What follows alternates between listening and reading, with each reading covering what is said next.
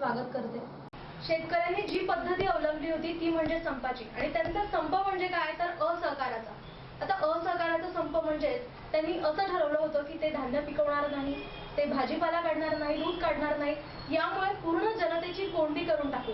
आणि याच निर्णयाचा त्यांनी पायंडा उचलला होता आणि त्यानंतर या संपाचं जे रूपांतरण होतं ते अचानकच आंदोलनात बदल झाला। मग आंदोलनात बदल झाल्यानंतर हे जे आंदोलन झालं ते राजकीय शक्तींच्या त्यामध्ये प्रवेशामुळे झालं की कशामुळे झालं, आणि त्यानंतर अतिशय त्याचं रूपांतरण रौद्र स्थितीत झाल्याचं आपण म्हणू शकतो। कारण की जे भाजीपाला फेकणं, तोच भाजीपाला, त्याचनंतर दूध फेकणं, अशा अनेक प्रकारचे जे हिंसक वातावरण त्यामुळे निर्माण झालं। आणि अशा वातावरणामध्ये सरकारला कर्जमाफी करावी लागली, पण ती सरसकट नसल्याचं अनेकांचं म्हणणं आहे। त्याचप्रमाणे अल्पभूधारक आणि काही ज्यांचं उत्पन्न जे आहे 5 लाखांपेक्षा कमी आहे अशा शेतकऱ्यांना कर्जमाफी झाली आहे।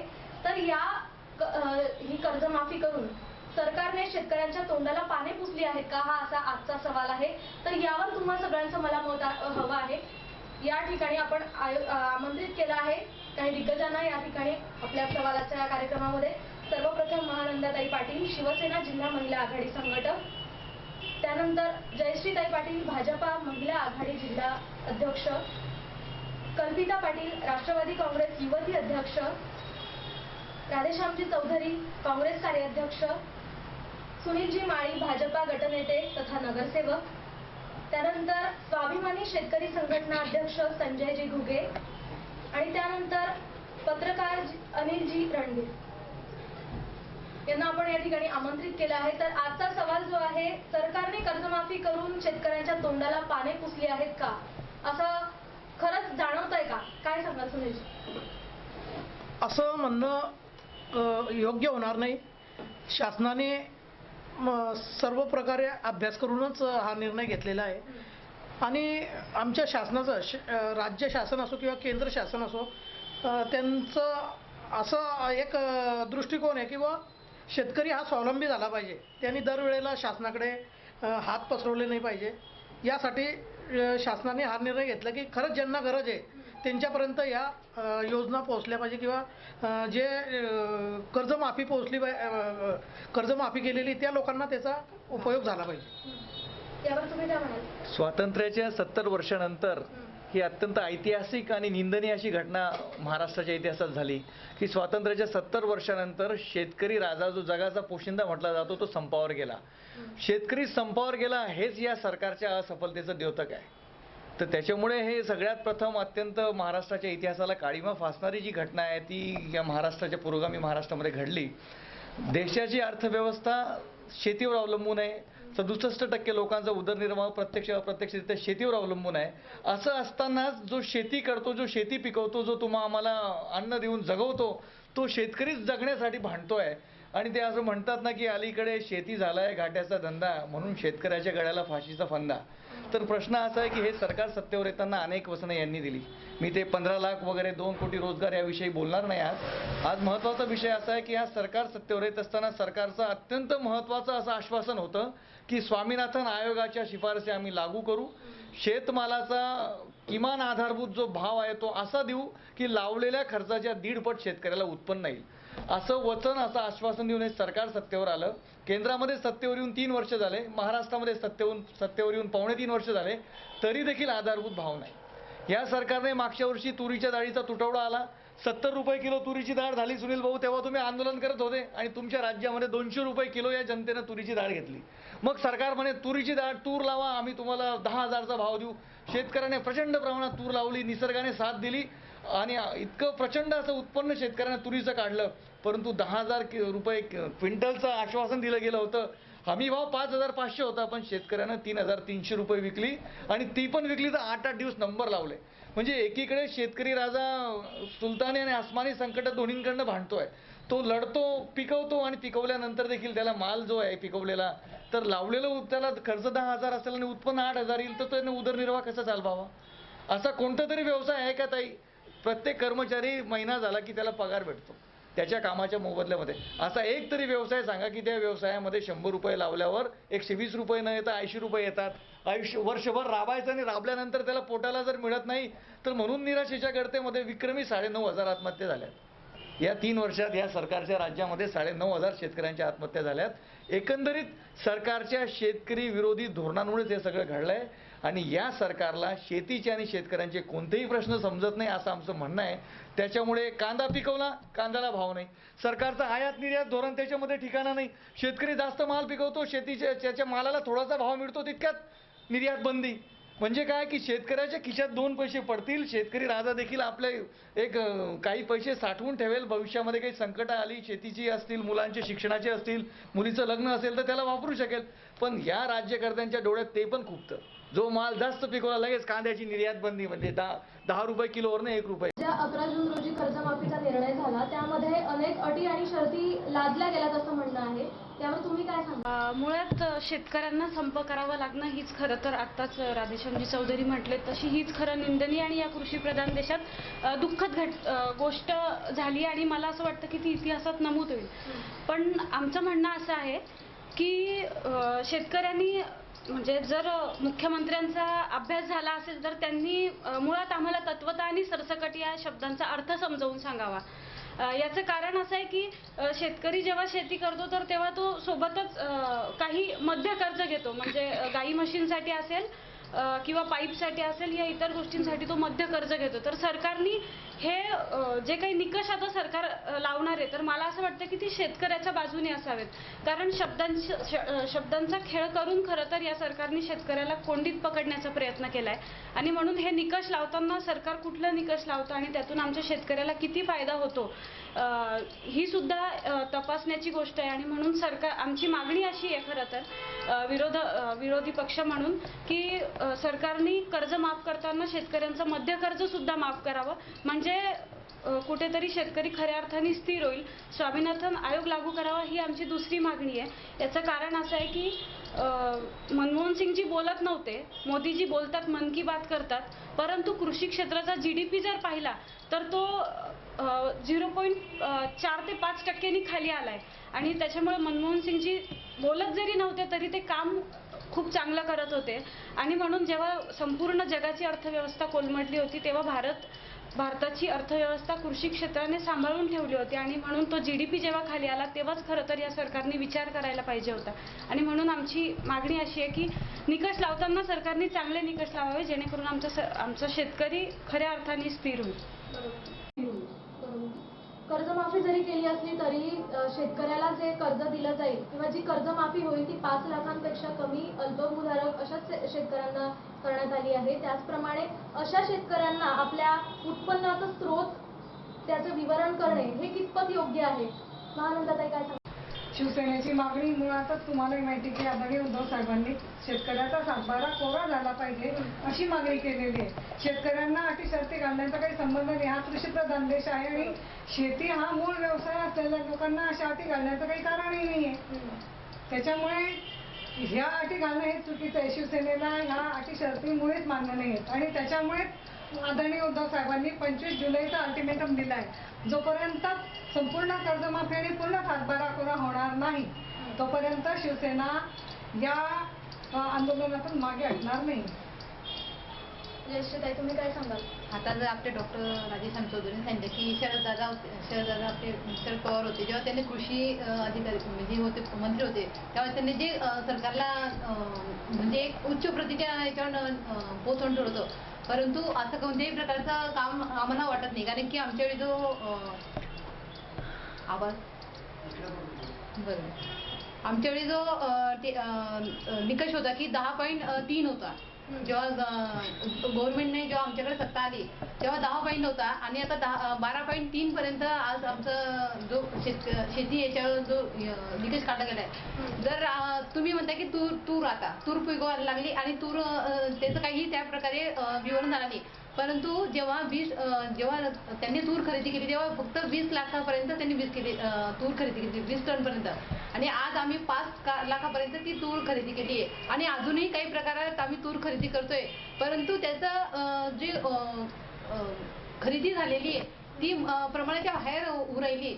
आणि त्याचा निकष जो लावला जातोय की शेतकरी आंदोलन करताय किंवा शेतकरी हे करत आहे, तर शेतकरी आंदोलन नाही करत आहे. शेतकऱ्यांना मानसिक किंवा त्यांना बिंबवलं जाते की तुम्ही आंदोलनात पुढाकार घ्या आणि राजकीय वातावरण पेटवण्याचं एक मोठं कारस्थान याच्याकडनं चालू आहे, विरोधांकडून चालू आहे. परंतु शेतकऱ्यांना कोणत्याही प्रकारचं यात कोणताही इंटरेस्ट नाही असं आम्हाला तरी वाटतंय. आता राजकीय वातावरण पेटवलं जातं असं जे ताईंनी म्हटलं, तर आमचं म्हणजे आमचे पक्षाध्यक्ष जे होते तेव्हा त्यांनी असं सांगितलं होतं की तुम्ही आंदोलनात जा. शेतकरी हे उत्स्फूर्तपणे आंदोलनात उतरले. याचं कारण मुलीचं लग्न, मुलाचं शिक्षण, ह्या सगळ्याच समस्या त्यांच्या समोर होत्या. आज मागच्या 3 ते 4 वर्षापासून सतत शेतकरी हा दुष्काळात होरपडला जातोय आणि हे सरकार त्याला भाव देत नाहीये. आणि म्हणून जेव्हा असं झालं तेव्हा आम्ही काँग्रेस आणि राष्ट्रवादी दोन्ही विरोधी पक्षांनी मिळून असा निर्णय घेतला होता की कुठेही आम्ही झेंडा घेऊन जायचा नाही. त्याच्यामुळे आम्ही एक शेतकरी म्हणून, शेतकरी पुत्र म्हणून आम्ही त्या आंदोलनांमध्ये सहभागी झालो होतो. त्याच्यामुळे तिथं कुठेही राजकीय वातावरण पेटवण्याचा प्रयत्न नव्हता, एवढंच मला सांगायचं. तुरीच्या बाबतीत आमच्या भगिनींनी जो मुद्दा मांडला त्याविषयी मला एक मत नोंदवायचं आहे की तूर या सरकारने जास्त भाव देऊन जो हमीभाव आपल्या भारताच्या शेतकऱ्यांना दिलाय 5,300चा, त्यापेक्षा जास्त भावाने तूर आयात केली आणि त्या तुरीच्या आयातीमध्ये हजारो कोटीच्या घोटाळ्यामध्ये आदरणीय गिरीश बापटजी यांचं नाव आलेलं आहे. ती तूर जप्त केली गेली व्यापाऱ्यांची आणि त्यानंतर तिचं काय झालं, तिची कशी विल्हेवाट लागली गेली, महाराष्ट्राच्या जनतेने विचारलेला प्रश्न भारतीय जनता पार्टीच्या सरकारने कधीही उत्तर दिलं नाही. हजारो कोटी रुपयाचा घोटाळा या तुरीच्या आयातीमध्ये आणि तुरीच्या साठेबाजीमध्ये झाला आहे. त्या आरोपांपासून आपण दूर राहू शकत नाही. आपण साठेबाजांना आणि व्यापाऱ्यांना प्रोटेक्शन दिलं, परंतु शेतकऱ्याला हमीभाव दिला नाही. त्यामुळे या सरकारला शेतकऱ्याचं जे काही गढाणं आहे, शेतकऱ्याचं जे काही त्यांच्यावर आरोप आहे, त्या आरोपाचं उत्तर दिलंच पाहिजे. तुरीच्या बाबतीत शेतकऱ्याच्या किमतीवर त्यांनी व्यापाऱ्यांना प्रिफर केलं आणि व्यापाऱ्यांना फायदा पोहोचेल अशा प्रकारे तुरीचं आयात आणि निर्यातीचं धोरण या सरकारने राबवलं. आणि प्रश्न राहिला राजकीय याचा, तर एक महत्त्वाची गोष्ट अशी आहे की हे शेतकऱ्यांचं आंदोलन पेटण्याच्या आधी काँग्रेस आणि राष्ट्रवादी आणि समाजवादी पार्टी अशा सगळ्या धर्मनिरपेक्ष आघाडीने पूर्ण महाराष्ट्रामध्ये शेतकरी संघर्ष यात्रा राबवली आणि त्या संघर्ष यात्रेच्या वेळीच पूर्ण चांद्यापासून बांद्यापर्यंत सगळ्या महाराष्ट्राच्या शेतकऱ्याचा असंतोष जो होता तो प्रकट झाला होता. त्यामुळे त्याच वेळी काँग्रेस आणि राष्ट्रवादीच्या नेत्यांना हा अंदाज होता आणि ती संघर्ष यात्रा आटोपल्यानंतर जेव्हा शेतकरी रस्त्यावर उतरला तर या सरकारला स्वतःच्या मर्यादा ज्या आहेत, या शेतकरी आंदोलनाच्या भावना कळल्या नाहीत, प्रश्न कळल्या नाहीत.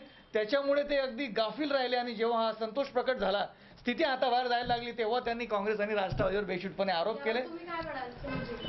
मी तर हेच म्हणेल की गिरीश बापट साहेबांच्या वेळेला जो तुरीचा प्रश्न निर्माण झाला त्यावेळेला व्यापाऱ्यांवर मोठ्या प्रमाणात गुन्हे दाखल झाले. ज्या ठिकाणी साठा पुढे काय झालं त्याचं, पुढे काय झालं, कोणत्या व्यापाऱ्यावर कारवाई झाली, कोणत्या व्यापारी जेलमध्ये गेला, झाले आणि व्यापाऱ्यांचा रोजचा कोठा चेक केला जातो तहसीलदारांकडे, त्याचं रेकॉर्ड होतं. सगळं खोटं पैसे खाण्याचे धंदे सुनील भाऊ सगळे. काहीच नाही. एक व्यापारी कारवाई झाली जेलमध्ये गेला, सांगा तुम्ही. त्याच्यावर नियंत्रण आहे. जामनेर कृषी उत्पन्न बाजार समितीमध्ये सोमवारी तूर खरेदी होणार होती, रविवारी सुट्टी असते म्हणून काही शेतकरी तिथं बैलगाडी घेऊन गेले होते सर. तिथं 3 ते 4 शेतकऱ्यांच्यावर गुन्हे दाखल झाले, जो कॅबिनेट मंत्र्यांचा मतदार. आता या तुरीच्या डाळीत पण काय झालं, शेतकरी कमी आहे त्याच्याबद्दल काय आणि सांगाल? बाजूच्या राज्यांमधले शेतकरी तूर घेऊन इथं आले, व्यापारी ते आहे ना, जास्त भाव इथे भेटतोय म्हणून शेजारच्या राज्यांमधले तूर इथे विकायला येऊन गेले, असा सुद्धा गोंधळ शेजारच्या झाला. राज्यात पण तुमची सत्ता आहे, मध्य प्रदेशामध्ये. इकडे काय आणि तिकडे काय, असू द्या तुमचं ना, अपयश आहे असू ते. द्या ना. तिकडे तूर खरेदी केली जात नाही म्हणून इकडे यावं लागतं. हे पण तिथे तुमच्याच तुमची सत्ता आहे ना. सरकारचं अपयश. भाव तिकडे कमी भेटत असेल म्हणून ते इकडे आले, पण इथे शेतकऱ्यांचं नुकसान व्हायला लागलं ना. बघा, कोणत्याही पिकाचा भाव ठरवायचं धोरण केंद्र सरकार ठरवतं. केंद्र सरकार आधारभूत किंमत शेतकऱ्याला देऊ शकलं नाही. जी किंमत ठरवली ती सुद्धा भेटत नाही. 5,300 जेव्हा एखादा व्यापारी 5,300 MSP आहे आणि 3,300 खरेदी पण आम्ही करतो, मोठ्या तुम्ही किती व्यापाऱ्यांवर केसेस दाखल केल्या, उदाहरण दाखवा. बिलकुल एक नाव सांगा. केलेले आहे. नाही सुनील भाऊ, आणि खोटं आहे. व्यापाऱ्यांच्या इथे धाड सुद्धा पाडल्या आणि त्यांना त्याचे त्यांच्या पैसे खाल्ले, धाड पाडल्या, पैसे खाल्ले, माल सोडून दिला संध्याकाळी. असं हे करून पुरावा द्या तुम्ही पुरावा द्या ना, कारवाई केली आम्ही तर कारवाई केली, तुम्ही पेपर वाचा त्यावेळेस. तुम्ही पुरावा द्या ना, कारवाई केली. अध्यक्ष आहेत सुनीलजी घुगे, संजयजी घुगे, काय सांगाल आपण? सर्वात म्हटलं तर ते निर्यात धोरण, आयात धोरणच केंद्र सरकारचं चुकीचं ठरलं. त्याच्यामुळे शेतकरी भरडला गेला. 3,000 रुपये, 3,2500 रुपये त्यांना भाव मिळत गेला. आता संपाचा जो विषय म्हटला तर पुणतांब्याला कर्जमाफीचा तर संप झाल्यामुळे रस्त्यावर उतरल्यामुळे शेतकऱ्यांनी कुठेतरी शेतकरी नेत्यांना बोलवलं आणि कर्जमाफीची घोषणा केली. परंतु कालचा जर GR बघितला रात्री 12 वाजेचा तर त्याच्यामध्ये स्पष्ट म्हटलेलं आहे, इतके निकष आहे, तुम्ही वाचल्यानंतर तुमच्या गावात जर 100 कर्जदार असतील तर त्याच्यात 2-4 बसतील की नाही शंका आहे. त्याच्यामुळे उलट भारतीय जनता पार्टीच्या ज्या शासनाने हा जो निर्णय घेतला त्याच्यात आम्ही पण घटक पक्ष आहे, तो त्यांच्याच माथी येण्याची शक्यता दाट आहे. फक्त 10,000 रुपये देण्यासाठी त्यांना भरपूर मोठे निकष आहे, जसं की निवृत्तीधारक म्हणजे पेन्शनधारक. नाही ते 10,000साठी नाही येत माझ्याकडे तो तर सरसकट कोणालाही देणार आहे. फक्त तुम्ही त्याच्यात GR आहे. फक्त तुम्ही अर्ज करा, तुम्हाला लगेच उपलब्ध होणार 10,000 10,000 लागलीच आणि एकही बँक द्यायला तयार नाही. 16 जिल्हा बँक आहे त्या द्यायला तयार नाही 10,000. 10,000 मध्ये काय होतं ताई? परिस्थिती अशी तर तुम्ही जून महिना आहे, मुलांच्या शिक्षणाचा प्रश्न आहे. निकष आणि सरसकट. पण जिल्हा बँक देणार कुठून? RBIचेच पैसे अजून जिल्हा बँकेकडे पडून आहे, तर जिल्हा बँक देणार कुठून? सुद्धा क्लिअर नाहीये, तर बँक देणार. बरं, आम्ही जेव्हा आंदोलन करतो आणि निवेदनं द्यायला जातो तर जिल्हा बँकेचे अध्यक्ष चेअरमन तिथं हजर नसतात निवेदनं घ्यायला. तेवढी संवेदनशीलता भारतीय जनता पार्टीची नाहीये शेतकऱ्यांच्या विषयी, त्याच्यामुळे त्याच्याबद्दल पण बोललं पाहिजे. गोष्ट अशी आहे की 11 जून रोजी जेव्हा शासनाने हा निर्णय दिला शेतकऱ्यांना कर्जमाफीचा, त्यामध्ये त्यांनी निकष टाकले. पहिली गोष्ट तर त्यांना निकष टाकायची काहीही गरज नव्हती. निकष असे टाकलेले होते की त्याच्यामध्ये ज्या शेतकऱ्याचं उत्पन्न 2.5 लाखाच्या वर असेल त्यांना कर्जमाफी होणार नाही. ज्यांचं 2.5 लाखाच्या आत उत्पन्न असेल त्यांचंच कर्ज माफ होईल. आता 2.5 लाखाचं कर्ज माफ, 2.5 लाखाचं उत्पन्न त्यांना त्याच्यासाठी त्यांना उत्पन्नाचे स्रोत बँकेला द्यावे लागणार आहे. पूर्ण उत्पन्न कशा पद्धतीने? प्रत्येक शेतकरी हा उत्पन्नाचा स्रोत देऊ शकत नाही, बरोबर आहे. काही शेतकरी असे आहेत की काही शेतकऱ्यांकडे वाहनं आहेत, काही शेतकऱ्यांकडे शेतीविषयक अवजारं आहेत की त्यांची व्हॅल्युएशन 10-10 लाखापर्यंत आहे. मग अशा शेतकऱ्यांचं कर्ज तुम्ही माफ करणार नाही का? म्हणजे जे काही निकष त्यांनी टाकलेले ते अत्यंत चुकीचे म्हणेल मी. दुसरी गोष्ट अशी आहे की आता यांनी निर्यातीचा आणि तूरचा विषय काढला. सरकारने तूर खरेदी केंद्र सुरू केलं, हमी भाव दिला 5,500 रुपये, पण प्रत्यक्षात मात्र व्यापाऱ्यांनी आणि यांनी घोडे बाजारांनी ज्यांनी पूर्ण हा व्यवसाय केला, हा त्यांनी अत्यंत कमी भावामध्ये माल घेऊन शेतकऱ्यांना लुटीचा प्रकार केलेला आहे. हा तर हा लुटीचा प्रकार सरकारच्या निदर्शनात आणल्यावर सुद्धा त्याचा काही उपयोग झाला नाही. इव्हनच इतकंच काय तर आपले जे शिवसेनेचे मंत्री आहेत अर्जुन खोतकर, त्यांच्या सुद्धा याच्यामध्ये त्यांनी 250 क्विंटल तूर एकाच वेळेस खरेदी केली.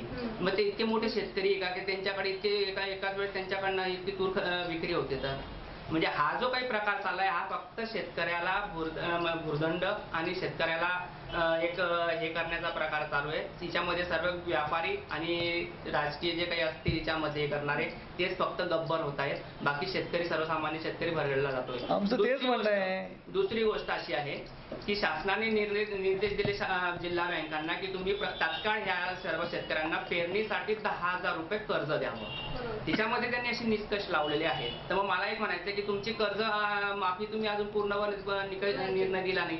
जर तुम्ही पूर्ण कर्जमाफी देत नाही तर तुमचा 7/12 उतारा कोरा होणार नाही. जर तुमचा 7/12 कोरा होत नाहीये तर तुम्हाला शासन 10,000 रुपये कर्ज परत देणार कसं? हा पहिला विषय आहे.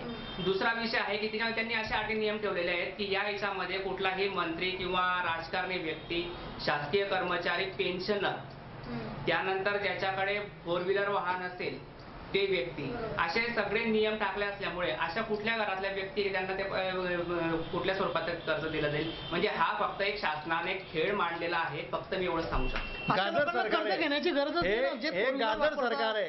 पूर्वीला वापरता एसी मध्ये राहतात, माध्यमांमध्ये या सरकारची जी मोठमोठ्या किमतीच्या घड्याळी वगैरे घालता अशा लोकांना कर्जाची गरज आहे. आमचं म्हणणं हेच एखादा आहे की शेतकरी ज्यांना खरंच गरज आहे त्यांनाच मिळालं पाहिजे. सुनील भाऊ, एखाद्या शेतकऱ्याकडे मागच्या 4 वर्षापूर्वीच्या हंगामामध्ये चांगलं पीक आल्यामुळे गाडी घेतली आहे, मागच्या 2 हंगामापासून तो लॉस मध्ये त्याच्या डोक्यावर 2 लाख कर्ज आहे. याचा अर्थ त्याच्याकडे गाडी आहे म्हणजे आता 2 लाख कर्ज 4 वर्षापूर्वी शेतकरी स्वावलंबी होता असं तुम्हाला म्हणायचं. सरकार आहे. मागील 10 वर्षात सुद्धा 42 ते 45,000 शेतकऱ्यांची आत्महत्या झालेल्या आहेत. यांची मानसिकता नाही शेतकऱ्याला कर्जमाफी 10 वर्षात काँग्रेस आणि राष्ट्रवादीचं सरकार होतं, या तेव्हा सुद्धा 42,000 धोका निर्माण झाला. या राज्यात सरकार पडेल निर्माण झाली. भाऊ, एक मुद्दा इथे असाही उपस्थित होतो, शासकीय कर्मचारी जे आहेत त्यांचे आता वडील शेतकरी असतील आणि शासकीय कर्मचारी त्यांची मुलं असतील, पण बऱ्याचदा असं होतं की मुलं हे गावी निघून जातात. मला एक गोष्ट आपल्या निदर्शनात तुम्ही सरमिसळ करू नका. जो शेतकरी आहे आणि ज्याच्या नावावर शेत वगैरे आहे अशांतच म्हटलंय, त्यांचा मुलगा जर सर्व्हिसला असेल तर त्याचा प्रश्नच नाही. 7-12 उतारा ज्याच्या नावावर आहे, पण तो जर मागवत नसेल त्यावेळेस शेतकऱ्याने काय करावं? मग त्याला कर्जमाफी कशी? नाही, वडिलांच्या नावावर जर तो उतार असतो. आता माझ्याकडे शेतकरी जे आले तर तुम्हाला सांगते, जो बँकेचे म्हणजे फायनान्स बँकिंगचे काही जो 8-10 उतारे की त्यांनी स्वतःच्या पर्सनल कामाकरता ते 7-12 घेतले आणि त्याच्यावर ते कर्ज काढले, शेतीचे 7-12 लावले. तर मला ते फायनान्स बँकवाले बोलले की ताई यांनी पर्सनल कर्ज घेतले. मला सांगा, याच्यावर तुम्ही आता 7-12 उतारा कोरा कसा मागताय? जर तुम्ही एखाद्या बिल्डिंग बांधत असेल किंवा एखादी गाडी घेण्यासाठी कर्ज वगैरे घेतलं असेल, 7-12 वापरत असणार तर आम्ही कोणत्या प्रकारे त्याला हे द्यायचं? तुम्ही म्हणता निकष लावताय, निकष नाही लावते. मला सांगा, कोणत्याही गोष्टीचा अभ्यास केल्याशिवाय जर आपण त्या गोष्टीला सुविधा दिली, समजा एखादी केस झाली आणि आपण जर तिथं सांगितलं की नाही आता याला फाशी व्हायलाच पाहिजे, आपलं मत आहे, परंतु समोरच्या लोकांचं मत नाही की याला फाशी व्हावी, तर काहीतरी अभ्यास केला जाईल ना. तर तुम्ही हा निकष लावताय की नाही? ही सरकार ताई, या भारतीय जनता पार्टीच्या सरकारने जवळपास 6 लाख कोटी रुपये राईट ऑफ करून टाकलं उद्योगपतींचं कर्ज. या कृषी प्रधान देशाची अर्थव्यवस्था शेतकऱ्यावर अवलंबून आहे. 70% लोकांचा उदरनिर्वाह शेतीवर अवलंबून आहे. त्या शेतकऱ्याला 40-50 हजार कोटी माफ करायला तुम्ही घाबरतायत, विचार करतायत, निकष लावतात, अटी लावतात, शर्ती लावतात आणि 1.5 कोटी रुपये उद्योगपतींचं कर्ज माफ केलं. 6 लाख कोटी रुपये आपण कर्ज राईट ऑफ करायची तयारी केली. कर्ज दिलं कोणी होतं ते तपास करणं गरजेचं आहे. काँग्रेस आणि राष्ट्रवादीच्या सरकारच्या काळात त्यांना अरे कर्जमाफी कोणी दिली? कर्ज कोणी दिलं हे महत्वाचं नाही, कर्जमाफी कोणी दिलं हे महत्वाचं आहे. काँग्रेसच्या सरकारचं ध्येय आणि धोरण शेतकऱ्याला वाचवण्याचं होतं. यांचं धोरण फक्त व्यापाऱ्यांना वाचवण्याचं. सुटापुटातलं सरकार आहे. यांची मानसिकता सुटापुटातली आहे. जेवढे उद्योगपती होते यांच्या काळातच विजय माल्य आमच्या काळात पडून गेला का 8,000 कोटी घेऊन? तुमच्या काळात पडून गेला. ललित मोदी तुमच्या काळात गेला का आमच्या काळात गेला? कोणाच्या काळामध्ये गेला? या 56 इंच छातीच्या सरकारच्या काळामध्ये ललित मोदी पडून गेला, माल्या पडून गेला. याचं कसं उत्तर गुन्हेगार यांच्या काळातले आहे ना ते सगळे, माल्य असो का ललित असो. अरे पण गेले होते का देश सोडून? तुम्ही आले देश सोडून चालले गेले ना ते कंठाळ सरकार. मोदी सरकारला घाबरले नाही. तुमचं सरकार फेल झालं. तुमचं सरकार फेल नाही, मुळीच तुमच्या सरकारच्या हातावर तुरी देऊन पळून गेले. नाही. आणि आम्ही त्यांना परदेशातून आणणार आहे, अजून विजय मल्ल्यांना आणणार आहे. मॅच बघतायत ते, मॅच बघताय. त्यांचा धिक्कार करताय. आमचे कार्यकर्ते त्यांचा धिक्कार करताय तिथे. त्यांना पळून लावलं चोर म्हणून. आमचे भाजपचे कार्यकर्ते होते ते. मुळामध्ये. आणि मला विशेष म्हणजे आमच्या भगिनी बसल्या आहेत मोठ्या ताई आमच्या शिवसेनेच्या, मला त्यांना देखील आपल्या मार्फत आवाहन करायची इच्छा आहे की शिवसेनेनं हे नाटक बंद करून द्यावं. सरकारमध्ये बसायचं, लाल दिव्याच्या गाडीत बसायचं, सगळे फायदे घ्यायचे, कार्यकर्ते फिरवायचे, बंगल्यामध्ये राहायचं, फुकटचा फोन वापरायचा, फुकटच्या बंगल्यामध्ये कार्यकर्ते फिरवायचे आणि अधिकार काहीच नाही. मला शिवसेनेच्या कोणत्याही एका मंत्र्याने पूर्ण महाराष्ट्र लक्षात ठेवला असा एखादा निर्णय घेतल्याचं उदाहरण जर त्यांनी पटवून दिलं तर मी मान्य करेल. पण शिवसेनेला काही अधिकार नाही, काय मग काय मजा वाटते तिथं बसण्यामध्ये? इकडे यायचं, सरकारमध्ये बसायचं आणि इकडे पुन्हा शेतकऱ्यांचं आंदोलनचं नाटक.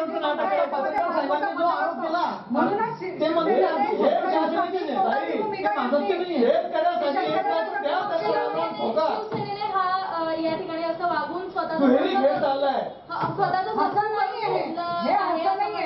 विरोधात क्षीण झाले. नुसतं विरोधकांचा ऐकून किती निर्णय झाले आतापर्यंत राजकारणामध्ये? सांगा बरं तुम्ही. सत्तेत राहून तर सत्तेतून आम्ही बाजूला आहो म्हणजे तुम्हाला आम्ही एकटं पाडू असं जेव्हा शिवसेनेने दृष्टीपथात आणलं, प्रत्यक्ष वागून दाखवलं, तसं बदलून दाखवलं.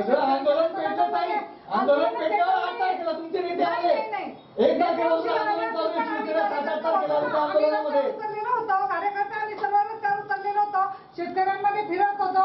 मी कर्जमुक्त होणारच आम्ही त्यांच्यापर्यंत आम्ही पत्रक सुद्धा पोहोचवले.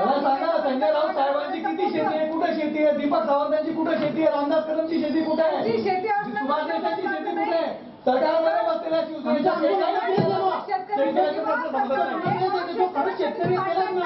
बिलकुल आम्ही मानतो वापरणारे ज्यांनी शेतीचं कधी तोंड बघितलं ते लोक जर या गोष्टीचा फायदा घेत असेल तर ज्याच्या 5 पिढ्या शेतीमध्ये खपून गेल्या, त्याचा मुलगा जर उद्या नोकरीला लागला तर त्याला तुम्ही कर्जमुक्तीपासून दूर करता ठेवू केला तेव्हा दिवाकर रावते साहेब सुद्धा तिथे उपस्थित होते. 10,000 रुपयात काय होतं मला सांगा सुनील भाऊ? शाळेचे दिवस आहे, शाळेचे दिवस आहेत, ऍडमिशन, कपडे, लत्ते, बियाणे किती? बीटीचं 1200 रुपयाची एक बॅग येते, डीएपी 1100 रुपयाचं येतं. ताई 1 एकर सुद्धा पेरणी होणार नाही 10,000 रुपयात.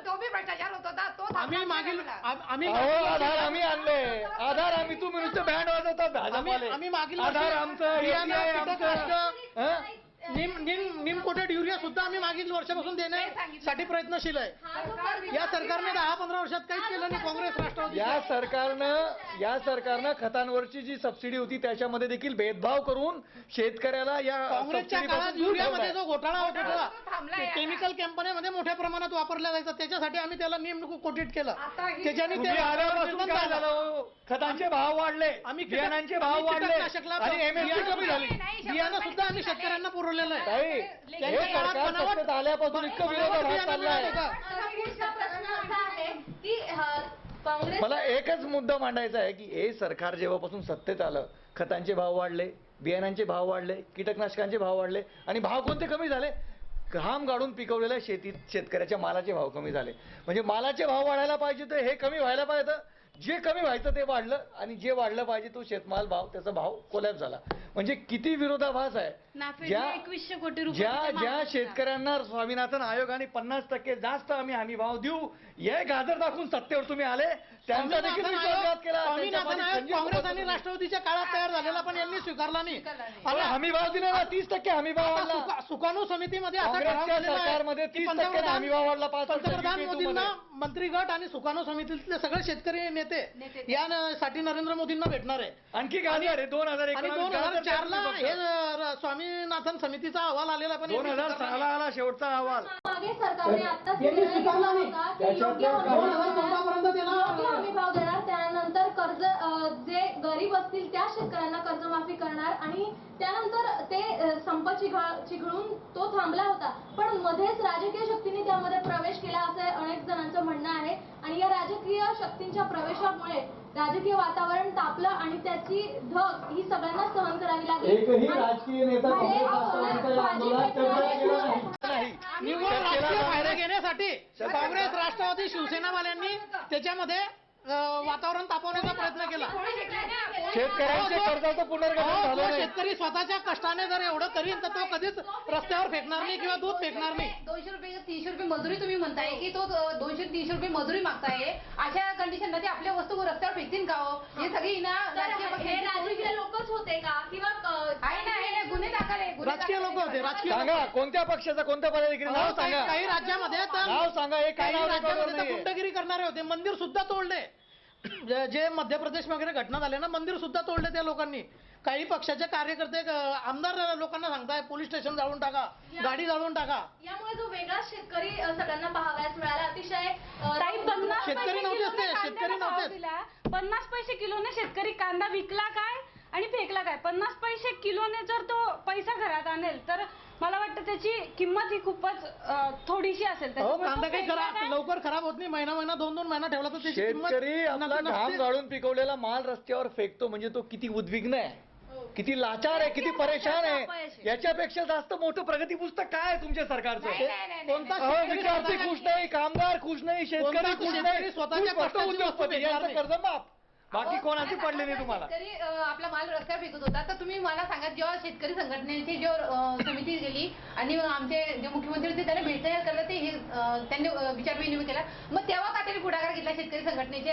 त्यांना वाटलं की नाही फडणवीस साहेब जेव्हा विरोधी पक्ष नेते प्रदेशाध्यक्ष होते तेव्हा स्वामीनाथन आयोगचे टाळ वाजवत होते. आता काय झालं? 3 वर्ष झाले ना, कुणी हात बांधून ठेवले तुमचे. गरज पडेल तेव्हा ते करणार आणि मान्य केले. 2 वर्ष महाराष्ट्रामध्ये दुष्काळ पडला. सुनील भाऊ, एक महत्वाची गोष्ट आपल्या निदर्शनास आणू इच्छितो. दुष्काळ झाल्यानंतर दुष्काळाच्यासाठी जो GR निघतो, ज्यांची आणेवारी 50% खाली असते, अशा ज्यांना जे काही 5 लाभ देतात, त्या 5 लाभामध्ये असलेलं जे कर्ज आहे त्या कर्जाच्या वसुलीला 31 मार्चला स्थगिती देण्यात येते आणि कर्जाचं पुनर्गठन केलं जातं. या 2 अटी आणि तिसरी अट होती रोजगार हमीच्या कामांची जी आहे शिथिल केले जातात अटी, की जेणेकरून जो अकुशल कामगार आहे, शेतीत पिकत नाही म्हणून त्या मजूर वर्गाला काम मिळावं काहीतरी, म्हणून रोहयोच्या योजनांचं जे अटी आहेत त्या शिथिल कराव्या आणि जी कर्जाची वसुली आहे तिला स्थगिती करावी. वसुली स्थगित केली तर शेतकऱ्याला लगेच 1 एप्रिलला नवीन कर्ज भेटू शकतं. या बदमाश सरकारने या 2 अटी वगळून टाकल्या. सुनील भाऊ, हा जे GR आहे 15 ऑक्टोबर 2016 सालचा GR आहे की दुष्काळाच्या अटींमधून 5 पैकी या 2 अटी हे केल्या. कर्ज भेटणार तर शेतकरी जगेल कसा?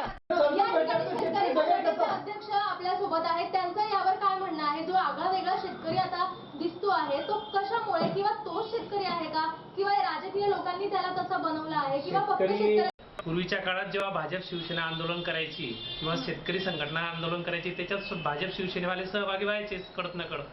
त्याच्यात मग शेतकरी काँग्रेसवाला असला म्हणजे तो शेतकरी नाही नाही, पण का, त्याच्यात मोठ्या राष्ट्रवादी असला प्रमाणात तो शेतकरी नाही का, ज्यांना तर त्याच्यात शेतीशी त्यांचा निगडीत सहभाग प्रश्न आहेत, ते असणार. सहभागी हा, व्हायचे. हिंसक आंदोलनाला आपला पाठिंबा नाही. फडणवीसांची खूप शेती होती, आंदोलनाला त्या आपला आंदोलनात पाठिंबा नाही. सहभागी व्हायचे, खऱ्या टाळ अर्थानं वाजवायचे, दिंडीत इतक्या जायचे. वर्षानंतर शेतकरी रस्त्यावर येतो हे एक अभ्यास केला गेला पाहिजे. शेतकरी रस्त्यावर येतो आणि याला सर्वात महत्वाचा घटक जो आहे तो मीडिया आणि सोशल मीडिया यांनी ज्या पद्धतीने शेतकऱ्यांचा उत्साह वाढवला आंदोलनामध्ये, संपामध्ये, तो लक्षणीय आहे. आणि आता कुठेतरी सरकारनं सावध झालं पाहिजे. आता निकष टाकून उलट नंतरच्या दिवसात मला असं वाटतं स्वतःचं मत म्हणून की हे प्रकरण अजून चिघळण्याची शक्यता आहे. सोशल मीडियाचा विषय तुम्ही घेतला म्हणून म्हणते, सोशल मीडियावर असं बऱ्याच पोस्ट आल्या होत्या, काँग्रेसला कर्जमाफी हवी आहे, राष्ट्रवादी काँग्रेसलाही कर्जमाफी हवी आहे, शिवसेनेलाही हवी आहे. मग तिघ जण सत्तेवर येऊन का करत नाही कर्जमाफी? आणि जे हे होत नाहीये त्याला जबाबदार कोण आहे? आणि का फक्त भाजपवालेच ते करू शकतात? शिवसेनेमध्ये हिंमत नाही आहे सरकारला रामराम घालून सत्तेवर यायची. स्वामीनाथन आयोगाचे जे सगळ्यात जास्त प्राचार्य आहेत, संख्या शिवसेनेची, त्यांनी शिवसेनेने आमच्या पुढाकार घ्यावा. कृषी धोरण योग्य आहे असं सर्टिफिकेट दिलेलं आहे. शिवसेनेने पुढाकार घ्यावा आणि कर्जमाफीचं सगळं श्रेय घ्यावं. शिवसेनेने या सरकारचा पाठिंबा काढावा, काँग्रेस राष्ट्रवादीच्याकडे पाय भिजवावे. स्वामीनाथन आयोगाचे जे स्वामीनाथन प्राचार्य आहे, त्यांनी नरेंद्र मोदींना सर्टिफिकेट दिले की यांचं कृषी धोरण एकदम योग्य आहे. आतापर्यंत त्यांनी कोणत्याही सरकारला दिलेलं नाहीये. मग जीडीपी डिक्रीज झाला कसा? जर कृषी धोरण योग्य आहे तर 0.4% कृषी क्षेत्राचा जीडीपी खाली आला कसा? याचं उत्तर तुम्ही द्यावं. बोला. परिस्थिती, मी ग्रामीण भागातला कार्यकर्ता आहे. ह्या 1 वर्षापासून नोटाबंदीपासून जी परिस्थिती तयार झाली, सर्वात मोठी झळ ग्रामीण भागाला पडलेली आहे. तुमचे सेंटिंग व्यवसाय, बांधकाम, कन्स्ट्रक्शन व्यवसाय पूर्ण कोलॅप झालेला आहे. त्याच्यानंतर जीएसटीचं घोंगडं निघालं. ते शहराच्या जवळचे जे 20-25 गावं असतात त्यांचे इतके हाल झालेले आहेत, तिथे रोजंदारी मिळत नाही, रोजंदारी मिळतही नाही. त्याच्यानंतर ही कर्जमाफीचा विषय, आता रातचा जो GR आलेला आहे तो बघून तर बरेचसे शेतकरी हवालदिल झालेले आहेत. एकंदरीत ग्रामीण भागाची अवस्था एकदम बेठीस आलेली आहे. मागच्या जिल्हा परिषदला जर बघितलं असेल तुम्ही तर लोकांनी जे 500 रुपये, 1000 रुपये पैसे घेऊन मतदान करत होते ते 50-50, 100-100 रुपयावर मतदान झालं ग्रामीण भागामध्ये. फक्त नोटाबंदीचा फायदा झाला आणि ठराविक पक्षाकडेच तो पैसा राहिला. बाकीच्या पैशावाल्यांचे दरवाजे बंद करून टाकले. जुमलावाल्यांचं सरकार आहे. जी घोषणा करतात ते कधीच पुरी करत नाही. 15 लाख पुरे केले का नाही, 2 कोटी रोजगार पुरे केले का नाही, ते 1 के बदले 10 सर लाएंगे पुरे केले का नाही. तसंच कर्जमाफीचा आम्हाला भीती आहे. फक्त घोषणा करून टाकली आहे. शेतकऱ्याच्या ज्या दिवशी पदरात पडेल आणि 7-12 कोरा होईल त्या दिवशी खरं वाटेल यांची घोषणा. जे धोरण जारी केलं त्याच्या आधी आम्ही शिवार संवाद चालू केलेला आहे. आमचा तुमच्या शिवार संवादमध्ये शेतकऱ्यांनी तुम्हाला प्रश्न विचारले, हाकलून लावला मंत्र्यांना. नाही हो, येऊ दे मंत्र्यांना. अनिल गोटेंचं काय झालं इकडे? एखाद्या ठिकाणी तुम्ही लोक इव्हेंट करण्यामध्ये पटायचे. तुम्ही फोटो काढणे, हे करणे, ते करणे, ऍडव्हर्टाईज देणे सरकारचं. अहो, 500 कोटी रुपये मनमोहन सिंगांनी 10 वर्षाच्या UPAच्या याच्यामध्ये काहीतरी 80 कोटी रुपये सरकारचा खर्च होता जाहिरातीवर. यांचा 3च वर्षात 500 कोटी खर्च जाहिरातीचा. शेतकऱ्याला द्यायला यांच्याकडे पैसे नाही, कर्जमाफीला जाहिरात आकडे येते व्हॉट्सअपवर टाईप केलेले RTIचे आकडे अधिकृत नाही येते. RTIचे आकडे अधिकृत नाहीये. RTIचे आकडे आहेत, त्याच्यापेक्षा जास्त आहे. 500 कोटी दया केली मी अधिकृत आकडे नाहीये. म्हणून व्हॉट्सअपवर सोयीनुसार उर्जित पटेलांना आणून बसवलं. रघुराम राजन शेतकऱ्यांच्या हिताचे होते, शेतकऱ्यांचे निर्णय घेणारे होते, म्हणून रघुराम राजन या सरकारला चालले नाहीत आणि म्हणून पोपट म्हणून उर्जित पटेलांना आणून ठेवलंय. आणि म्हणून विजय मल्ल्या सारख्यांना कर्जमाफी देताना त्यांना देशाची अर्थव्यवस्था कोलमडेल असं उर्जित पटेलांना वाटलं नाही. पण जेव्हा शेतकरी कर्जमाफीचा निर्णय येतो तेव्हा शेतकऱ्यांना कर्जमाफी दिल्यावर देशाची अर्थव्यवस्था कोलमडेल असं उर्जित पटेल म्हटले होते. आणि म्हणून उर्जित पटेल सुद्धा सरकारचे पोपट आहेत असं आमचं म्हणणं आहे. सरकारचे पाहुणे आहेत. वैयक्तिक मत असू शकतं. वैयक्तिक मुद्दा होता. मला असं वाटतं शेतकरी जे कर्ज घेणार आहेत त्यांचं शपथपत्र सक्तीचं करण्यात आलं आहे, हे कितपत योग्य आहे यावर तुमचं मत हवंय मला. शपथपत्र घेणं हे काही तुम्हाला जे वाटतं की सरकार काहीतरी लागतंय असं नाहीये. कारण की माझ्याकडे जोडगे भागातले काही शेतकरी असे आहे की त्यांनी 3-3, 4-4 वर्ष झाले की त्यांनी कर्ज घेतलेले आहे. अजूनही कर्ज त्यांनी वापस केलेले नाहीये. तर अशा वेळी जर काही लोक जे रेग्युलर भरतात त्यांचं नुकसान होतं, कारण की ते रेग्युलरेशन जर 5 एकर असेल किंवा 10 एकर असेल ते रेग्युलर भरतात, त्यांचं ते नुकसान होतं ना. आणि जे शेतकरी जो 10-10, 5-5 वर्ष तुम्ही ते कर्ज भरत नाही, मग त्याच्याकरता तुम्ही काय सुविधा कधी ते एकच आहे ना त्याचं तर उत्पन्न नाही, झालं नाही, नाही, 3 नाही, वर्ष. नाही, उत्पन्न नाही. झालं नाही म्हणून त्याने कर्ज भरलं. नाही नाही नाही, मी तुम्हाला देते, त्यांच्याकडे उत्पन्न दुष्काळ आहे, आहे. ट्रॅक्टर घेऊ दुष्काळ आहे शकतो, पूर्ण तो शेतकरी महाराष्ट्रामध्ये. ट्रॅक्टर घेऊ शकतो, तो अवजार घेऊ शकतो, एवढी त्याची कंडिशन असताना सुद्धा तो भरत नाही. कारण की का तर या राष्ट्रवादी काँग्रेसच्या काळात जे सरकारने टाकली आहे की शेतकऱ्यांना हे मोफत, शेतकऱ्यांना ते मोफत, ती त्यांना हे होऊन पण ते गेली की चुकीचं आहे का शेतकऱ्यांना 70 वर्षात फक्त इथं होती अहो शेतकरी जर त्याचं पोट भरू शकत नाही, मुलीचं लग्न लावू शकत नाही, मुलीला 12वीला पास नाही शेतकऱ्याच्या म्हणून ती आत्महत्या करते, असे अजब किस्से कोणाच्या काळात झालेच नाही, तुमच्या सरकारमध्येच झाले हे सगळे. नाही, झाले. की शेतकरी मुलं नसू शकत नाही, मुलीचं लग्न करू शकत नाही. परवाचं उदाहरण ना, परवाचं उदाहरण. 42 ते 45 हजार शेतकऱ्यांनी आत्महत्या केलेल्या आहे 15 वर्षाच्या यांच्या कार्यकाळात. आमची तुम्हाला विनंती आहे, लवकर पाठिंबा करा आणि यांचा यांचं शेतकऱ्यांचं सरकार वाचवण्यासाठी. हा त्याचे परिणाम आता सुद्धा भोगावं लागतंय. त्याचे परिणाम आता सुद्धा भोगावं लागतंय. पत्रकार अनिलजी काय म्हणाल तुम्ही याबद्दल? एक सांगतो शासनाने शपथपत्र ही अट टाकणं हा निकष त्यांनी काही बाबतीत त्यांनी निर्बंध केला पाहिजे होता, पण त्यांनी हा जो निर्णय घेतला तर हा त्यांनी पूर्ण सरसकट शेतकऱ्यांसाठी घेतलेला आहे, तर हे चुकीचं आहे. विशेष पहिली गोष्ट अशी आहे की बरेचसे शेतकरी हे व्यावसायिक त्यांनी कर्ज घेतलेलं आहे. जे व्यावसायिक कर्ज घेतात त्यांच्यासाठी तुम्ही शपथपत्र देणं अनिवार्य करा. जो सर्वसामान्य शेतकरी आपल्या पेरणीसाठी, आपल्या शेतातल्या याच्यासाठी तो कर्ज घेतोय त्याला शपथपत्र देण्याची गरज नाहीये. दुसरी गोष्ट अशी आहे की ज्यावेळेस काही लोकांनी शेतकऱ्यांनी इतर बँकांकडनं कर्ज घेतले तर ते बँकांचा तर राष्ट्रीयकृत बँकांचा विषय आहे की राष्ट्रीयकृत बँका त्यांच्या जे पॉलिसी आहेत, रिझर्व्ह बँकेने दिलेले त्यांनी जे अटी निर्बंध केलेले आहेत त्या अटीनुसार ते बँका करतातच आहेत ना. पण जिल्हा बँक, सहकारी बँकांनी शेतकऱ्यांकडनं शपथपत्र घेणं हे योग्य नाहीये. बरोबर. दुसरी गोष्ट अशी आहे की आता एक छोटंसं उदाहरण सांगतो. जिल्हा परिषदच्या माध्यमातून अल्पभूधारकांना, शेतकऱ्यांना ट्रॅक्टर वगैरे हे अवजार दिली जातात किंवा मशिनी दिली जातात मध्यम शेतकऱ्यांना. मग यांचं जर उत्पन्न तर कमीच आहे ना, पण त्यांच्याकडे आज जी अवजारं त्याची व्हॅल्युएशन 10-10 लाखापर्यंत आहे, मग त्यांच्यावर तुम्ही हेच निर्बंध ठोकणार का?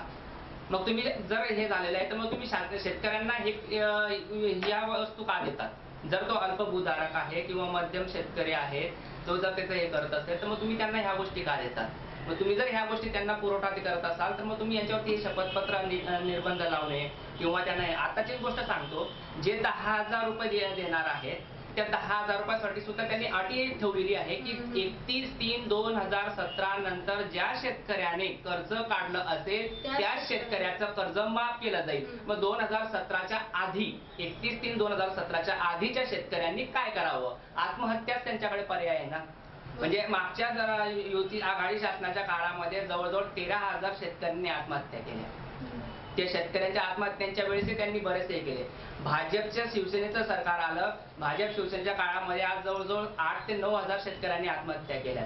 त्या शेतकऱ्यांच्या कुटुंबियांना आर्थिक मदत देण्यासाठी सुद्धा या शासनाने काही निर्बंध लावले, काही अशा अटी लावल्या आहेत की त्यामुळे जे 9,500 शेतकरी असतील त्यापैकी फक्त माझ्या माहितीप्रमाणे किंवा मला मिळालेल्या माहितीप्रमाणे आतापर्यंत 2,000 ते 2,500 शेतकऱ्यांनाच फक्त तो लाभ मिळालेला आहे. उर्वरित शेतकरी मग फक्त व्यापारी शेतकरी होते का? यावर जयश्रीताई तुम्ही काय म्हणाल?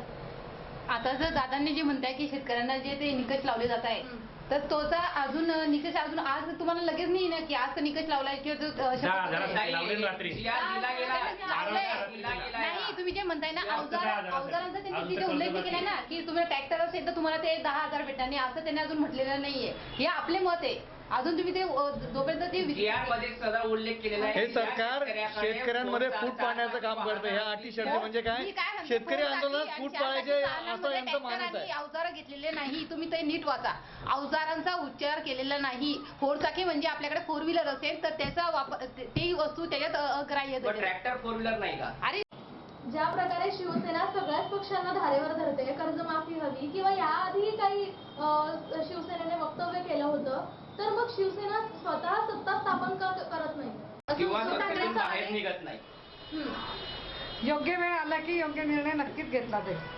कारण शेवटी शिवसेनेला सर्व शेतकऱ्यांसाठी जनतेसाठीच काम करायचं आहे. शिवसेना पण शिवसेना ही राजकारणामध्ये केवळ आपल्या अधिकारांचा उपयोग करून जनतेचा काही फायदा करता येईल म्हणून आहे. कारण शिवसेनेमध्ये 80% समाजकारण आणि फक्त 20% राजकारण हे शिवसेनेचं धोरण आहे. आणि तुम्हाला शिवसेना- मुंबई महानगरपालिकेची सत्ता टिकवायची आहे, त्याच्यामुळे तुम्ही निघत नाही.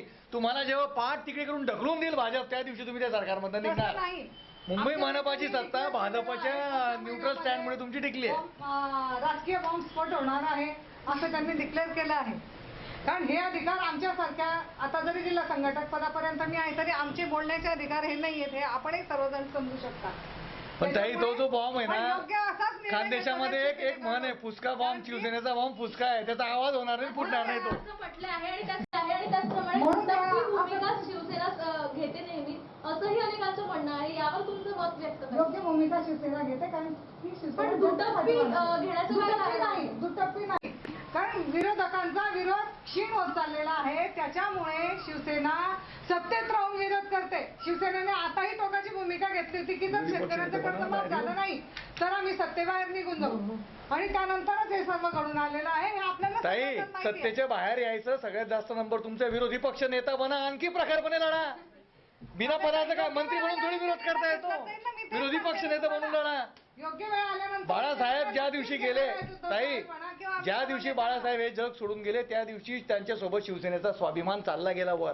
आता ही स्वाभिमान नसलेली शिवसेना उरली आहे. नाहीये. किती लाथा मारतात मुख्यमंत्री आणि भाजपाने तरी घुसतात तिथं. सत्तेमध्ये राहून आतापर्यंत कोणी आंदोलन केलेलं आहे का? तरी पण शिवसेना जनतेसाठी गोंधळलेली आहे शिवसेना.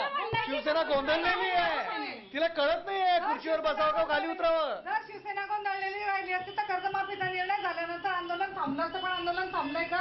नाही. शिवसेनेचं धोरण आहे की पूर्ण राजकीय वातावरण पेटवण्याचा प्रयत्न केला. कोणता शेतकरी होता तुमच्या आंदोलनात? त्या राऊत साहेब आले, त्यांच्या सभेमध्ये सगळे पदाधिकारी होते, एक तरी शेतकरी होता का? पदाधिकारी मागे ते समोर भरपूर शेतकरी नाही, होते, शेतकरीच होते. आणि शिवसेनेमध्ये सर्व जनरली शेतकरीच लोक जास्त आहेत. व्यावसायिक किती आहेत शिवसेनेमध्ये तुम्ही सांगा बरं. सुभाष देसाई कोणती शेती करतात? सुभाष देसाई कोणती शेती करतात मला सांगा तुम्ही. अनिल देसाई कोणती शेती करतात तिथं? नार्वेकर कोणती शेती करतात तिथं? रामदास कदम कोणती शेती करतात? दीपक सावंत कोणती शेती करतात? आता गुलाबराव पाटलांकडे शेती आहे, आरो तात्यांकडे शेती आहे, किशोरप्पांकडे शेती आहे. आरो तात्यांकडे शेती आहे, पण त्याच्याबरोबर मोठी फॅक्टरी पण आहे, उद्योगपती पण आहेत ते. उद्योगपती पण आहे. मग पण शेतीची शेती ते- असलेली नाळ त्यांची तुटली का? मुळीच तुटलेली नाही. शेतकऱ्यांच्या समस्या हे त्यांना नावाला समजतात. आहे ताई शिवसेनेमध्ये. सगळी शिवसेना चालवणारे मुंबईत बसले. सगळ्या राज्यमंत्रीपदांसाठी शिवसेना लोटांगण घालते भाजपसमोर, असंच आमचं म्हणणं आहे. आता हे तुम्ही म्हणू शकता. शिवसेनेला स्वाभिमान असेल तर त्यांनी बाहेर यावं. म्हणून हे लोकं तसं बोलू शकता. पक्षश्रेष्ठींनी घेतलेला निर्णय पूर्णपणे योग्य आहे आणि योग्य वेळ आल्यानंतर पक्षातून सरकारमधून बाहेर पडायलाही शिवसेना मागे पुढे पाहणार नाही. हे पण अगदी निर्विवाद शिवसेनेने आहे. बाहेर पडावं ताई, आमचं म्हणणं आहे की आमचं जे म्हणणं आहे ते तुम्ही उद्धव साहेबांपर्यंत पोहोचवावं आणि आम्ही शिवसेनेने नक्कीच बाहेर पडावं. तुमची गोष्ट तेलही गेले आणि तूपही गेले. शिवसेना बाहेर पडणार नाही, कारण शिवसेना फुटीच्या उंबरठ्यावर आहे. त्याच्यामुळे त्या अशाच परिस्थितीने काम करणार. राज्यमंत्रीपदाचे डोळे आहे. निखिल भाऊ, असं नाही होणार. यानंतर एक शेवटचा प्रश्न मला तुम्हाला विचारायचा आहे की या सगळ्या ज्या निर्णयानंतर जो शेवटचा निष्कर्ष आहे तो काय निघेल? म्हणजे नेमकं पुढे काय वातावरण असेल किंवा काय वाटतंय तुम्हा दोघी पक्षांना किंवा सगळ्यांनाच काय वाटतंय? कर्जमाफी बद्दलची खरंच कर्जमाफी होईल की शेतकऱ्याला असंच वाऱ्यावर सोडलं जाईल? त्यानंतर रिझर्व्ह बँक असो, राज्य बँक असो किंवा कोणतीही बँक असो, नोटाबंदीनंतर ज्या नोटा बदलीचा विषय होता तोही अतिशय महत्त्वाचा होता. आतापर्यंत त्या नोटा बदलल्या नाहीये. अशा परिस्थितीत शेतकऱ्यांना कर्ज देण्यासाठी पर्याप्त बँकांकडे पैसे नाहीये. मग अशा परिस्थितीत शेतकऱ्यांना कर्ज ते कसं देतील आणि पुढे काय होईल हे तुम्हाला सगळ्यांना मला विचारायचं. जुलैपर्यंत डेडलाईन दिलेली आहे आणि या सगळ्या मागण्या झाल्यानंतर शेतकऱ्यांचे बरेच प्रश्न मिटणार आहे. नरेंद्र मोदी साहेबांनी सुद्धा अगोदर जे शेतकऱ्यांना 9% कर्ज दिलं जात होतं ते फक्त आता 4%वर आणण्याची घोषणा काल केलेली आहे. आणि महाराष्ट्राच्या शेतकऱ्यांना फक्त त्याच्यावर 2% मिळणार आहे. म्हणजे जवळजवळ 60% त्यांचं व्याज माफ होणार आहे. वाचणार. हो, ते शेतकऱ्यांचा एक फायदाच आहे ना तो. वीज बिलाचं काय झालं? गुजरात सरकारकडे 60 पैसे पर युनिट गुजरात शेतीचा भाव आहे आणि महाराष्ट्राकडे 4 रुपये पर युनिट. होईल ना त्याच्यावर पण विचार कधी करू. होईल कधी होईल? अरे 9,500 लोक फाशी घेऊन आत्महत्या करून चालले गेले, कधी तुम्ही होईल? सांगितलं ना 15 वर्षात नाही काहीच म्हणत नाही, करत काहीच नाही, नाही काहीच म्हणत नाही. 45 अगदी लगेचच्या लगेच निर्णय हजार शेतकऱ्यांनी आत्महत्या केल्या आहे काँग्रेस राष्ट्रवादीच्या ह्याच्यात. आम्ही त्या मानाने खूप चांगलं काम नाही, करतोय. नाही, हळूहळू जनशिवार योजना एवढी मोठ्या प्रमाणात राबवली गेली की आज सगळीकडे पाणी पाणी आहे. काही पाणी नाही आहे. भाजपच्या कार्यकर्त्यांच्या खिशात पैसे आले, फक्त पाणी नाही आले. कुठेही पाण्याचे शेतकऱ्याला फायदा झाला जलयुक्तमध्ये ठेकेदार आला. एक सुद्धा टँकर झाले नाही तिथे 600 टँकर. योजनांची अंमलबजावणी सेल्फी घेण्यापर्यंतचीच या सरकारची फक्त आहे. त्याच्यामुळे इथं कुठलीच जलयुक्त आणि कुठलीच योजना ही अंमलबजावणी झाली नाही. सगळ्यात शेवटी काँग्रेस आणि राष्ट्रवादी विरोधी पक्ष म्हणून आम्हाला फक्त एवढंच सांगायचंय की आमचं सरकार जे होतं ते अभ्यासू होतं, त्या मंत्र्यांकडे निर्णय घेण्याची क्षमता होती. या सरकारला कुठलाही अभ्यास नाही. त्याच्यामुळे विरोधी पक्ष ज्याप्रमाणे तुमच्या काळातच हे केलं. आमच्या काळात 30% आधारभूत किमती आम्ही वाढल्या. भाव पण दिला. गव्हाचा भाव, तुम्ही कापसाचा त्याची भाव, एकही मागणी 3300 पूर्ण वरून केली नाही. 53 रुपये कापसाचा भाव आमच्या आहे. शासनाने आमच्या शासनाने भाव सांगितलं की आम्ही स्वामीनाथन आयोगासाठी पंतप्रधानांना भेटणार आहे. चालू समितीचे सगळे शेतकरी नेते आणि मंत्री त्यांना भेटायला जाणार आहेत यांना त्याच्यासाठी. राष्ट्रपती पदाची आणि निवडणूक त्यांनी पार त्यांना पाडून सर्टिफिकेट घ्यायची. दिलेलं आहे. यांच्याकडे मतं कमी आहेत, त्याच्यामुळे सगळं नाटक चालू प्राचार्य आहे. स्वामीनाथन यांचं खरं रूप हे सर्टिफिकेट राष्ट्रपती पदाच्या निवडणुकीनंतर समोर कुठलेही येणार. निकष न आमचा लावता कृषी धोरण शेतकऱ्यांच्या हिताचं आहे असं आम्हाला अजिबात सरकारनं दिलंय. शेतकऱ्यांचं हिताचं आजच्या आणि नाही. उद्याच्या पीक विम्यामध्ये काय काळात तुम्ही झालं? वाचा. पीक विम्यामध्ये अटी अशा आहेत की ते विमा कंपनीला फायदा होईल, शेतकऱ्याला फायदा नाही. सरकार जर 200 कोटी भरतं तर पीक विम्यामध्ये 100 कोटी फक्त कंपन्या डिलिव्हर करतं, 100 कोटी कंपनीला आम्ही फायदा. पीक- असे आपण पीक विम्याचे पैसे सूटबूटवाल्या लगेच- व्यापाऱ्यांचं लगेच हित भरले. आहे. हे 3-3 वर्ष भरत नव्हते. काँग्रेस राष्ट्रवादीच्या काळात पिका विम्याचे पैसे 3-3 वर्ष भरत नव्हते. आम्ही त्याच्या वेळी शेतकऱ्यांच्या याचे उपलब्ध करून दिलेले. परंतु कोणत्या शेतकऱ्याचं कर्ज थांबलं होतं का? विम्याचं शेतकऱ्यांचं देणं वीज होतं का? हो, म्हणून तर आत्महत्या करत होते ना. 45,000 शेतकऱ्यांनी तुमच्या 10 वर्षाच्या काळात आत्महत्या केल्या. खोटा आकडा आहे, खोटा. असल्याचं बघितलं जात आहे. आता आत्महत्येचा आकडा वाढला आहे. इव्हन संपाच्या वेळी सुद्धा अनेक जणांनी आत्महत्या केल्या आहेत. त्यावर काय म्हणणं? मध्य कर्ज, कर्जमाफी झाल्यानंतर 5 आत्महत्या झाल्या आहेत. शेतकऱ्यांचं मध्य कर्ज, वीज बिल अशी सरसकट कर्जमाफी या सरकारने करावी. त्याला कुठलेच निकष तत्वतः अशा शब्दांच्या खेळात अडकवू नये एवढंच आमचं म्हणणं पण आहे. याचा असं झालं नाही तर आम्ही परत 25 जुलैच्या नंतर आम्ही या सरकारला आणि या मंत्र्यांना आम्ही रस्त्यावर फिरू देणार नाही, शेतकरी फिरू देणार नाही. हा इशाराच आम्ही या सरकारला या माध्यमातून. बँकेने कर्जमाफी नाकारली आहे. त्यामुळे बँकांना किंवा जनतेला याचा त्रास होऊ शकतो. 240 कोटी रुपये जळगाव जिल्हा बँकेचे पडून आहेत. मला वाटतं 500 ते 550 कोटी रुपये पुणे बँकेचे पडून आहेत. जी सर्वात मोठी जी बँक आहे, जी सर्वात जास्त कर्ज वसुली करते, त्या बँकेचे पडून आहेत. त्याच्यामुळे हे सरकार सरसकट शेतकऱ्यांना मारणी घालण्याचं काम त्या माध्यमातून करत आहे. या सरकारला सहकार संपवायचा आहे, या सरकारला शेतकरी संपवायचा आहे, असाच आमचा आरोप आहे. शेतकरी स्वावलंबी व्हावा आमचा एकच उद्देश आहे. शेतकऱ्याने प्रत्येक वेळेला हात पसरू नये याच्यासाठी आम्ही त्यांना सक्षम करण्यासाठी आमच्या सगळ्या योजना आहेत. ऑक्टोबर पर्यंत काँग्रेस आणि राष्ट्रवादीच्या काळात शेतकऱ्यांनी फक्त दरवेळेला त्यांच्याकडे जावं याच हे केला. वीज माफीचं यांनी घोषित केलेलं होतं. 0 बिल देऊ आम्ही तुम्हाला आणि लगेच सरकार आल्यानंतर यांनी सांगितलं की ते फक्त घोषणा करायची असतात. ऑक्टोबर आणि आता हेच लोक मागणी करताय. ऑक्टोबर पर्यंतच काय, आता शेतकऱ्याची पेरणी जवळपास 1 महिन्यात संपेल. त्याच्यामुळे तोपर्यंत त्याची कर्जमाफी घेतली गेलेली असेल आणि त्याच्यामुळे कर्ज घेऊन तो परत एकदा कर्जबाजारी झालेला असेल. त्याच्यामुळे यातून अच्छे दिन नेमके कोणाचे आणायचे ह्या सरकारला, हाच आमचा अच्छे दिन कोणाचे येणार आहेत किंवा कोणाचे आणायचे, व्यापाऱ्यांचे आणायचे आहेत, अजून कोणाचे की त्यांच्याच मंत्र्यांचे आणायचे, हे सुद्धा या सरकारने स्पष्ट करावं. कर्जमाफी जी आहे ही शेतकऱ्यांच्या अंगावरच येणार आहे. जसं ताईंनी सांगितलं की पेरणी वगैरे होऊन गेली आहे, ते 10,000चाही त्यांना फायदा होणार नाही आणि कर्जमाफीचाही फायदा होणार नाही. हे जे तुम्ही जो विषय आपला तोंडाला पाणी पुसली काय, तो 100% तोच प्रकार आहे. म्हणजे जर जिथे 10,000 लोक असतील तर तिथे 500 लोकांना लाभ मिळतो की काय, यात शंका आहे. शिवाय आता ज्यांनी कर्ज काढून हे कर्ज फेडलेलं आहे त्यांचाही प्रश्न विचारात येणंच आहे ना. त्यांनी कर्ज काढलं आणि ते कर्ज भरून टाकलं. ज्यांनी भरलं नाही त्यांना सूट मिळेल समजा, पण ज्यांनी आणखी कर्ज करून ते कर्ज भरलेलं आहे त्यांचा पण तो प्रश्न आहे. शिवाय शेतकऱ्यांच्या ज्या आत्महत्या झाल्या त्या माध्यमातून निर्माण झालेले प्रश्न ते सुद्धा अजून जसेच तसेच आहेत ना. एवढंच त्यांची काय? मुलं, त्यांच्या पत्नी, त्यांच्या कुटुंबाचा उदरनिर्वाह, त्यांच्या मुलांची शिक्षण, हा बराच मोठा प्रश्न पण मग निर्माण सगळी झालेला जबाबदारी आहे ना. सरकारने घ्यायची आहे का? बरं केंद्राकडे जबाबदारी काहीच नाही आता आहे का? शेतकऱ्यांकरता जे आम्ही आमच्या सरकारने जे घोषणा केलेली आहे, केंद्राकडून अजून कोणतीही मागणी केलेली, फक्त महाराष्ट्र म्हणजे जे सरकार आहे त्यांनी ही स्वतः स्वावलंबी केलेली. केंद्राकडून अजून कोणतीही मदत मागवली नाही. आज पहिल्यांदा अशी कोणती सरकार असेल की ती स्वबळावर शेतकऱ्यांना कर्जमाफी देते. हे काही मोठं धोरण नाही. 30,000 कोटीचा बोजा सरकारवर पडणार पडणार आहे आहे. आणि केंद्राने तपशील सांगितलं की हा निधी तुम्हीच उभारायचा. तरी आमच्या मुख्यमंत्र्यांनी आणि मंत्री गणाने जबाबदारी घेतली. सरकार घाबरलं म्हणून सरकार नाही घाबरायचा काही प्रश्न नाही. घाबरण्याचा काहीच संबंध नाही ना त्याच्यात. त्यांच्यात आमच्यात आहे की तो अभ्यास करून त्या लोकांना ज्यांना गरज आहे त्यांना ती सुविधा दिली पाहिजे. हा मोठ धोरण आहे. आणि नरेंद्र मोदींनी सांगितलंय सबका साथ सबका विकास, ही धोरण बरोबर पुढे लोकांच्या समोर येणार आहे. याच्यात एक किंतु पण शंका नाहीये. ही तुम्हाला काही दिवसात जवळ आता पैसा नसताना तो कर्जमाफी कशी देणार आहे? कारण केंद्र सरकार एकही पैशाची मदत त्यांना करणार नाही. मग कसं कर्जमाफी देईल?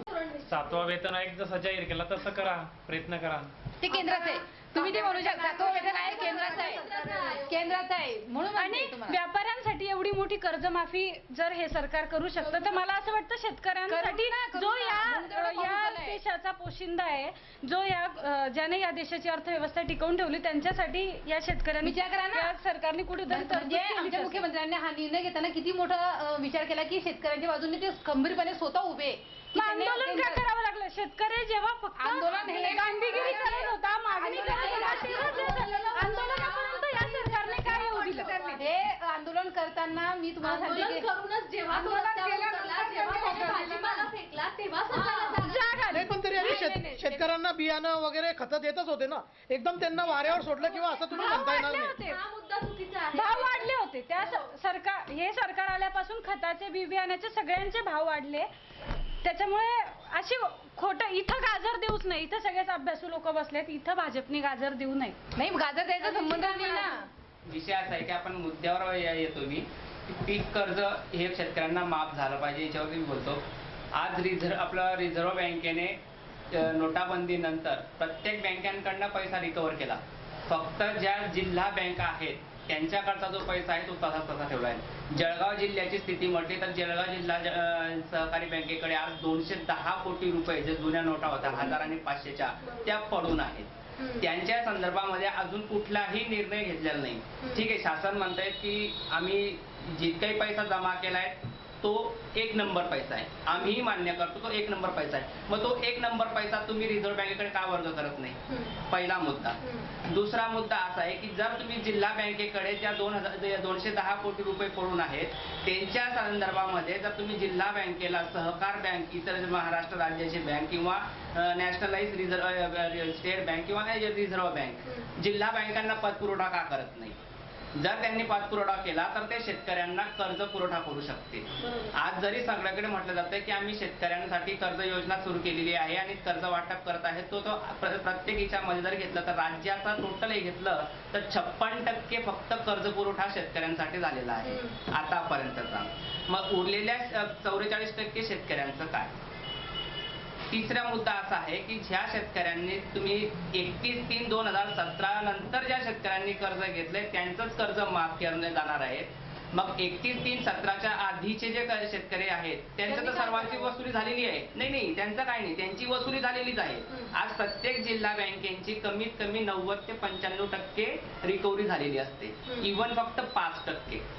जळगाव जिल्हा सहकारी बँकेचे जर सभासद पाहिले तुम्ही तर 4,90,510 सदस्य आहेत जे सगळ्या जिल्ह्यातून पीक संरक्षण सोसायटीच्या माध्यमातून, विकास कार्यकारी सोसायटीच्या माध्यमातून कर्ज उपलब्ध करून घेतात.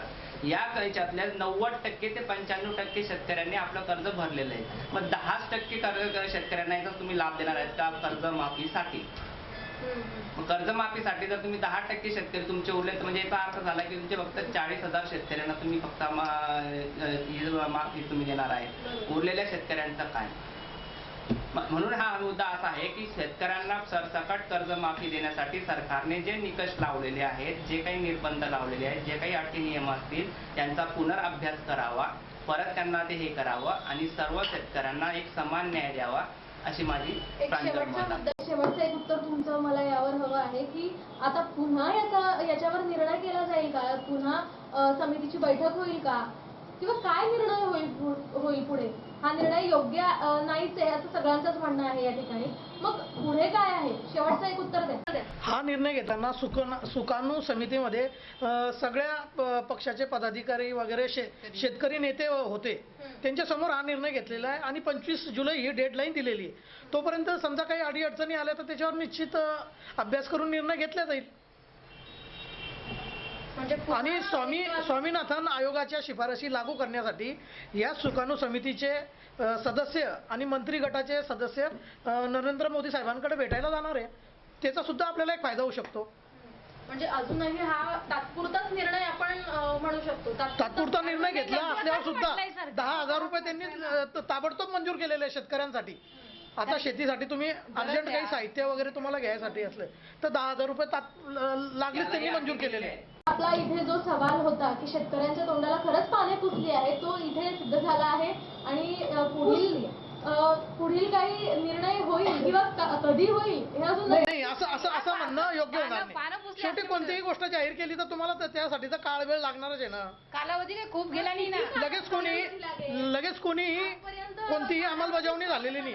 स्वामीनाथन आयोग हा काँग्रेसपासून झालेला आहे. पेरणीची वेळ येईपर्यंत या सरकारने तरतूद करून शासनाने परिपत्रक का काढावं? अंमलबजावणी होणारच आहे ना. त्यासाठी आम्ही एवढा मोठा धाडसी निर्णय घेतलेला आहे ना. मंत्रिमंडळामध्ये निर्णय घेऊन ते डिक्लेअर अहो त्याच्या सुकाणू समितीचे जे शेतकरी संघटनेचे जे नेते होते त्यांनी त्याच्यात होते ना. मग त्यांनी त्यावेळी बोलले का नाही? आणि त्याच वेळेला त्यांनी आंदोलन स्थगित केलं ना. त्याचवेळी त्यांनी डिक्लेअर त्यांच्या समोर कारण कुठले निकष लावणार हे तेव्हा सरकारने स्पष्ट केलं नव्हतं. आणि तत्वतः आणि सरसकट ह्या शब्दांचा खेळ सरकारने त्या सह्याद्री अतिथीगृहाच्या बाहेर आल्यानंतर शब्दांचा खेळ तुमच्या सरकारने मांडला. मग सरसकट शेतकरीच म्हटले ना. त्याचा जर फायदा उद्योगपती व्यापारी नोकरदारांना होत असेल तर ते योग्य नाही. अर्थ काय? म्हणून मी सुरुवातीलाच म्हटलं की तत्वतःचा अर्थ म्हणजे शेतकऱ्यांना, व्यापाऱ्यांना किंवा उद्योगपतींना किंवा नोकरदारांना नेत्यांना त्याचा फायदा हो असा उद्देश नाही. जेव्हा कर्जमाफी जो खरंच शेतकरी आहे, गरजवंत शेतकरी आहे त्याच्यापर्यंत सवलती मिळाल्या पाहिजे हा आमच्या सरकारचा उद्देश आहे. त्यालाच कर्जमाफी देणं आज आमचा मूळ ग्रामपंचायत सदस्याला सुद्धा याच्यातून वगळलेला आहे. अरे त्याला काय मानधन नसतं. म्हणजे ग्रामपंचायत सदस्य म्हणजे काय पैसे कमायचं साधन आहे का? मग कळत न कळत असं सरकारला म्हणायचं आहे का? काही दिवसांनी विकास सोसायटी सदस्य विकास करतील ते. हे फार चुकीचं आहे. या सगळ्या चर्चेवरून एकच मुद्दा समोर येतोय की ही जी कर्जमाफी आहे ती तात्पुरती झाली आहे आणि पुढे याचा निर्णय अजूनही बदलू शकतोय. म्हणजे सगळ्यांचं असं मत आहे की ही जी कर्जमाफी आहे ती शेतकऱ्याच्या तोंडाला खरंच पाने पुसली आहेत. या ठिकाणी आपला हा सवाल या ठिकाणी उपस्थित होतोय तो सिद्ध झाला आहे. आणि पुढील चर्चेमध्ये आपण पुन्हा एका नव्या सवालासह भेटणार आहोत. तोपर्यंत या चर्चासत्रात इथेच थांबूया. नमस्कार.